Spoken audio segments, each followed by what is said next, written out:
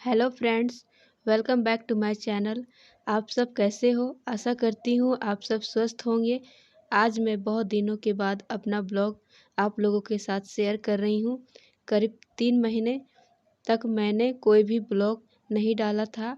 बस ऐसे ही छोटा मोटा बहन की शादी वाला वीडियो को डाला था। अप्रैल में मेरी बहन की शादी थी, तो इसी कारण मैं अप्रैल में मायके चली गई थी। मेरे मायके जाने के बाद ससुराल में मेरे पति और सास की तबीयत खराब हो गई। उन दोनों को कोविड हो गया था और मैं भी 8 मंथ प्रेग्नेंट थी, जिसके कारण मैं 3 महीने तक मायके में ही रही और डिलीवरी हो जाने के बाद ही मैं मायके से वापस ससुराल आई। मायके से वापस जब मैं अपने ससुराल आई तो घर की हालत को देखकर मुझे थोड़ा ख़राब लगा, लेकिन क्या करें, किसी को बोल नहीं सकते थे क्योंकि खुद मेरे पति और सासू माँ को कोरोना के कारण बहुत ही मुश्किलों का सामना करना पड़ा था। एक तरह से उन दोनों को तो नया जीवन मिला।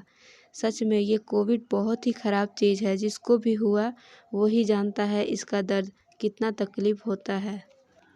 यहाँ पर मैं अपने बेडरूम का क्लीनिंग स्टार्ट कर दिया है और यहाँ दीवार पे बहुत ही ज़्यादा मकड़ी के जाले हो गए थे, तो मैंने सबसे पहले इन जालों को साफ़ कर लिया। पूरे रूम में जालों को साफ़ कर लेने के बाद मैंने यहाँ पर रेक की सफाई शुरू कर दी है।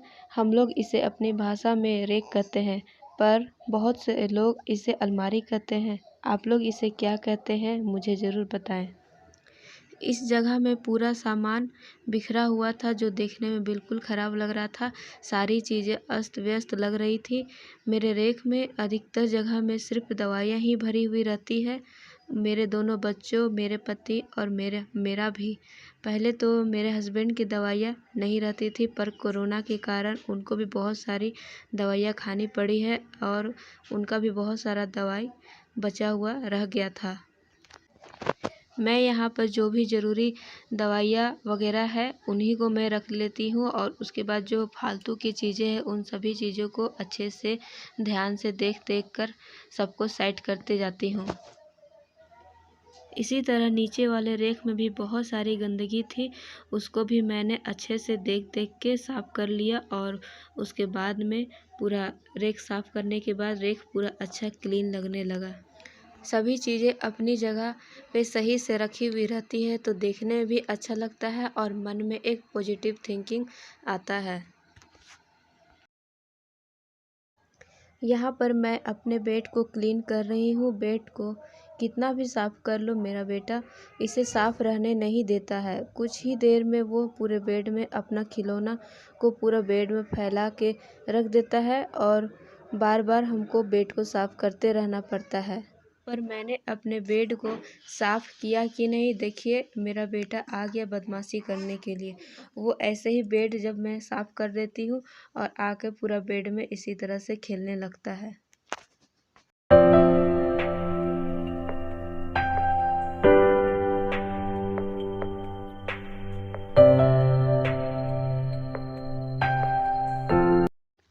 यहाँ अलमारी में बहुत सारी धूल जम गई थी, तो इसको मैंने एक गीले कपड़े से अच्छे से साफ़ कर लिया और गीले कपड़े से साफ़ कर लेने के बाद मैंने इसमें एक बार सूखे कपड़े से पोंछ दिया, तो ये पूरी अच्छी तरह से साफ़ हो गई।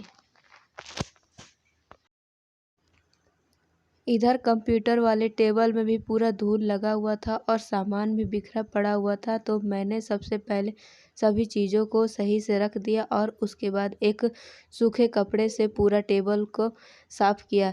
सूखे कपड़े से पूरा टेबल को साफ़ करने से जितना भी टेबल में धूल था वो सब धूल साफ़ हो गया और कंप्यूटर का धूल को भी मैंने सूखे कपड़े से साफ़ किया, तो वो अच्छी तरह से साफ़ हो गया।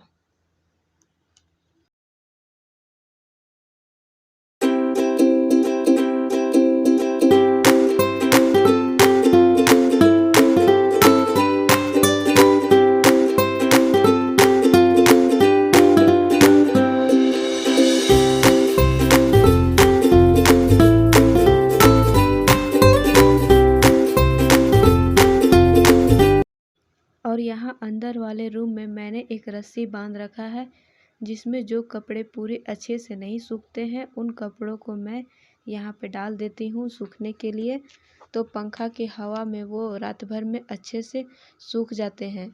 आजकल बरसात में कपड़े सही से नहीं सूखते हैं, और जो कपड़ा सही से नहीं सूखता है उसमें गंध आने लगते हैं। तो इस तरह से घर में ही पंखे के नीचे कपड़ा को फैला देने से वो अच्छे से सूख जाते हैं और उसमें गंध भी नहीं आते हैं। सभी चीज़ों को अच्छे से साफ़ कर लेने के बाद अब बारी है झाड़ू करने की। तो मैं यहाँ पे अच्छे से पूरे रूम को झाड़ू करके निकाल लेती हूँ, और झाड़ू कर लेने के बाद मैं यहाँ पे एक बार पोछा भी लगा लेती हूँ। तो उसके बाद में मेरा ये जितना भी क्लीनिंग का काम है वो ख़त्म हो जाता है।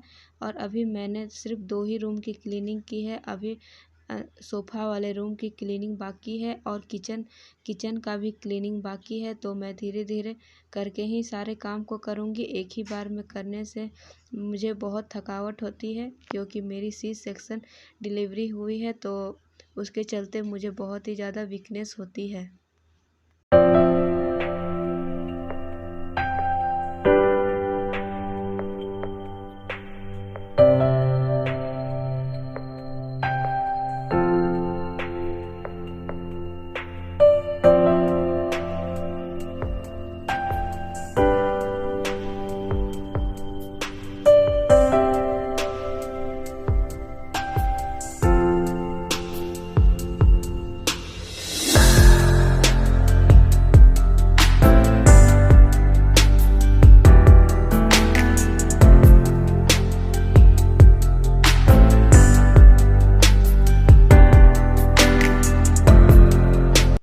और इसी तरह से मेरा जितना भी क्लीनिंग का काम था वो मैंने कंप्लीट कर लिया। और अगर आप लोग को मेरा वीडियो पसंद आया तो प्लीज़ मेरे वीडियो को लाइक कर दें, एक कमेंट ज़रूर करें, और प्लीज़ सब्सक्राइब ज़रूर करें।